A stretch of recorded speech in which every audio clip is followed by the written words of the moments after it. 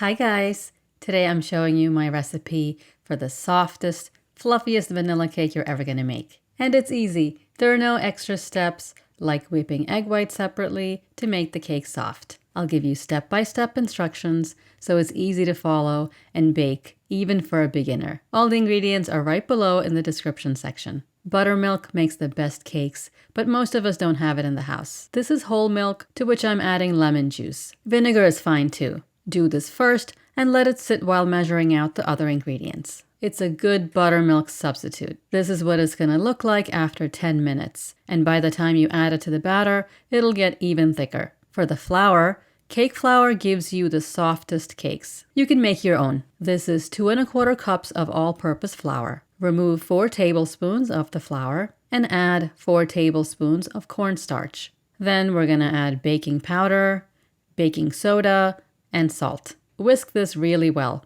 It's even better to use a sieve and sift all of the dry ingredients into a bowl or parchment paper. We'll use softened butter and oil for a nice moist cake. Sugar and large eggs. Try to have all the ingredients at room temperature. For the simple frosting, powdered sugar, butter, and a little cream cheese. Both should be soft. You can use all butter, but the cream cheese gives the frosting a little tang and cuts the sweetness. Vanilla extract and lemon zest. Zest the lemon before juicing it if you're doing the buttermilk substitute. We also need a little milk to thin the frosting. To bake the cake, use 2 8-inch 20 centimeter or 2 9-inch 23 centimeter pans. Butter and flour them or use parchment paper. These come already pre-cut and save you time. I'll put links to everything I'm using in the video right below in the description section. Save your butter wrappers and butter the bottom and sides of the pans. Put the parchment paper in and butter the parchment. Heat your oven to 350 degrees Fahrenheit or 180 degrees Celsius. Cream the soft butter for a minute. Use a hand mixer or stand mixer. Add the sugar and cream this for 2 minutes. Add the oil and cream for another 2 minutes. Then the vanilla extract and eggs, one at a time. Make sure each egg is fully incorporated before adding the next.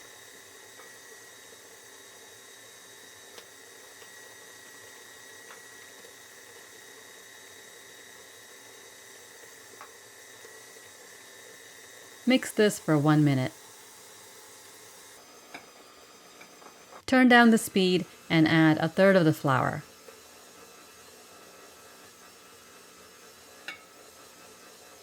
When it's incorporated, add 1/3 of the milk. You can see it's curdled. More flour. And milk. Alternate the flour and milk, ending with flour. This should take about a minute total. Don't overmix the batter.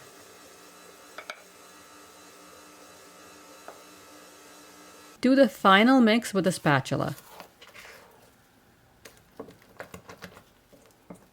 Divide it between the 2 pans.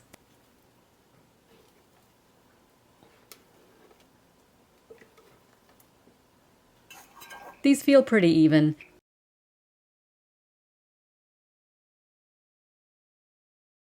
And they are. Scrape all the batter in. If you want them to be perfectly even, use a scale. Here's me going nuts to make sure they're down to the 0.8 ounce. If you do a lot of baking, it's a really good idea to get a scale, especially when measuring flour. Even out the batter with a spatula and tap the pan on the counter a few times to get rid of any air bubbles. Bake in the heated oven for approximately 30 minutes. Check at 25 if your oven runs hot. A toothpick inserted into the middle of the cake should come out clean or with very few crumbs. Leave the pans on a rack to cool for 10 minutes. After 10 minutes, the pans are still going to be hot. You can see the cake has pulled away from the edges of the pan. Slide an offset spatula around the cake so it comes out easily. Place a cake board or a small sheet tray on top of the pan and turn it over.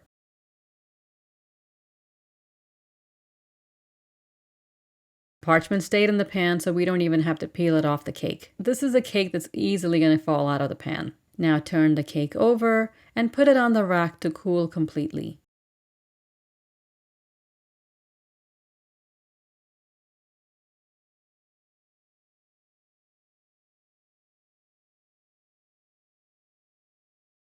For the frosting, put the butter and cream cheese in your mixer. Beat for a minute. Add the lemon zest. I like to turn the machine off and add half of the powdered sugar. Beat that on low and add the rest of the powdered sugar little by little. It makes less of a mess this way. The vanilla extract, beat for a minute on medium. Add a little milk to thin it out. Beat on medium for a minute or two until fluffy. Mix everything with a spatula. And here is our creamy vanilla frosting. Put one cake on a cake plate or a turner. If you want to be extra neat, put some strips of parchment around the cake so you can just pull it off after you've done frosting and the plate will be clean. Slice a thin layer off the top of the cake with a serrated knife so it's even.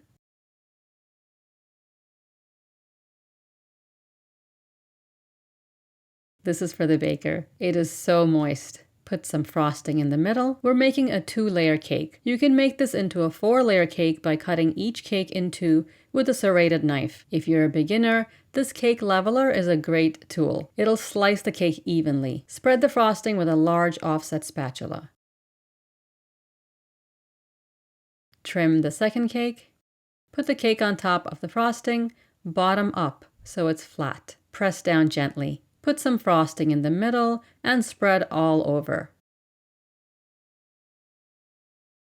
Frost the sides. A crumb coat is when you put a thin layer of frosting on the top and all over the sides to prevent crumbs from getting into your frosting. Then you put a second thicker layer of frosting. We don't need to do the 2 steps with this cake because there are very few crumbs on the outside, even though it's a very moist cake. Just use a light hand when you frost. Cover up any bare spots. You don't have to worry too much because we'll decorate the bottom and top.